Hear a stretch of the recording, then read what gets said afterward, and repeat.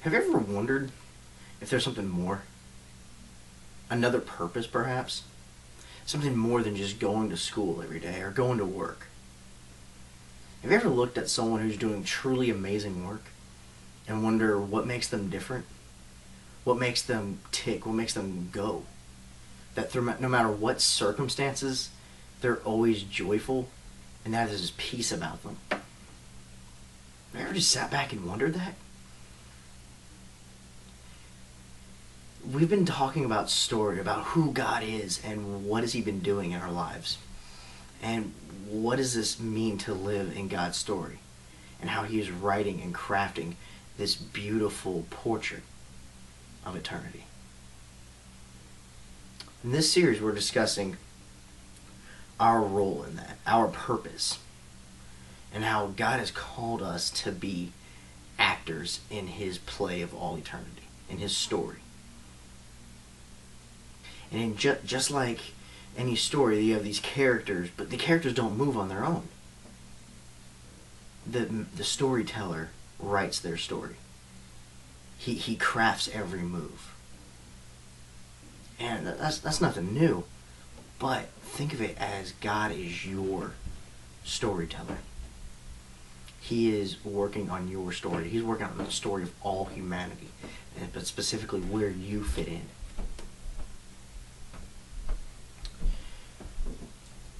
Paul writes to the church of Philippi. He writes to the people there on this letter. And in this letter called Philippians, he tells them, Philippians 2, verse 3, do nothing out of selfish ambition or vain conceit, but in humility consider others better than yourself. That's really hard to grasp.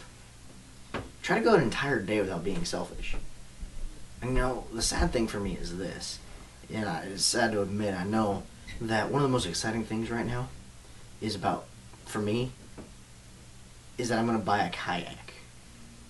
I've wanted to get into paddling for a while, but I have the money, I saved up, so now I could go buy the kayak. But you look around and you see the recent tragedies in Haiti. You see people starving. You see people without clothes, without shelter. And you think, man, I could probably take a couple $100 for the kayak and use it for something good.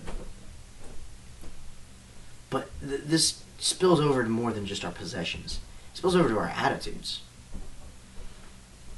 When we come to church on Sunday and we think that we're good. We come to church, sing some songs about Jesus and how he loves us, and then we go out thinking that it's okay the way we live every other day, as long as we go to church on Sunday. But God did not call us to go to church. In fact, God called us to be the church, to be his hands and feet, to be a body of believers doing his work,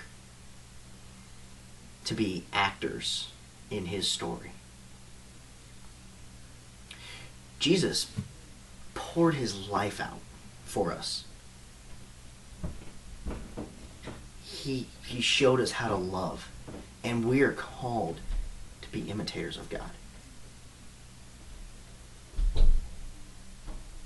We are called to follow after him.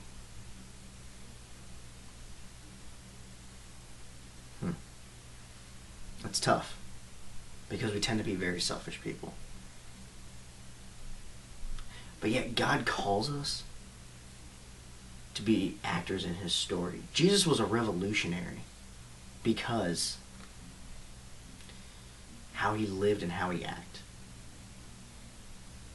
He was a revolutionary because no matter where he went, people wanted to follow him. People wanted to come close to him because of how he acted and what he did for them. And we're called to model that. We're called to be imitators of God. So the question is this. Are you willing to be a revolutionary in your school, in your home, with your family and your friends, with the strangers you meet, driving? Will people know that you know Jesus by the way you live, by the way you love, how will you play your role in the story of all eternity?